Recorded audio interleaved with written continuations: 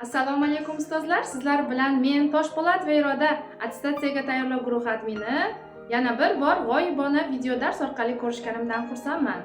Bugun sizlar bilan biz bosh miya yarim sharlari, ularning joylashishi va avvalo ularning ilmiy nomlari, jarohatlanish markazlari bo'yicha yodlab, tushunib o'rganamiz. Bu albatta ishonamanki, nutq markazlari, jarohatlanish markazlari orqali alaliyani, afaziyani, dizartriyani va avvalo 11 ta nutq nuqsonining jarohat markazlarini tushunib olishingizga bir muncha yordam beradi. Demak, e'tiboringizni rasmga qarating. Demak, ustozlar, mana qarang. Bosh miyada turlari bo'yicha mana frontal bu ilmiy nomlari va bularni tarjimasini bilib olishingiz, siz jarohat markazi bo'yicha nomlarni ikkinchi nom bilan aytilishi, tasavvuringizda qaysi soha jarohatlansa, qaysi tashxis kelib chiqishini bilib olasiz. Demak, qarang, frontal sohamiz zararlansa, frontal bu peshona. Peshona, frontal degani bu peshona. Demak, qarang, peshonada nima joylashganda? Chap.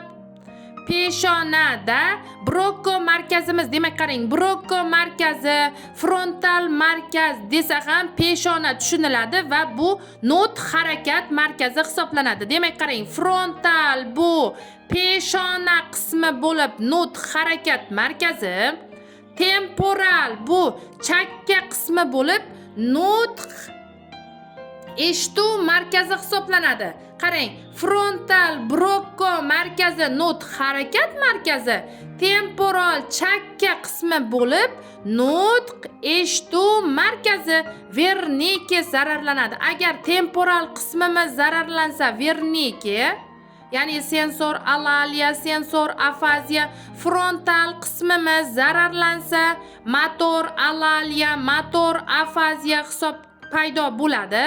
Mana parietal bu tepa qismi, tepa parietal qismimiz zararlansa, afferent motor afaziya vujudga keladi. Parietal degani tepa, ya'ni bosh miya suyagining tepa qismi, bosh miya suyagining peshona qismi, bosh miyamizning bu chakka qismi va bu brainstem bu miya ustuni hisoblanadi va oksipital qismi bu ensa qismi, oksipital ensa qismi semantik afaziyani amnestik turi kelib chiqadi. Cerebellum, cerebellum miyacha. Demak, cerebellum miyacha bu miyachali dizartriya. Aynan mana shu cerebellum qismimiz zararlanishi natijasida paydo bo'ladi. Yana takrorlayman ustozlar, esingizda saqlab qoling. Frontal bu brokko markazi bo'lib peshona hisoblanib, motor alaliya, motor afaziya kelib chiqadi. Frontal peshona, temporal chakka bu vernike eshitish markazi hisoblanib, sensor alaliya, sensor afaziya kelib chiqadi. Parietal tepa, bosh miya tepa qismi, afferent motor afaziya kelib chiqadi. Endi qarang, oksipital bunda semantik afaziya hamda bizda nima kelib chiqadi? Amnestik afaziya. Ensa qismi cerebellum bu miyacha, miyacha zararlanish bu miya stvoli, miya stvoli.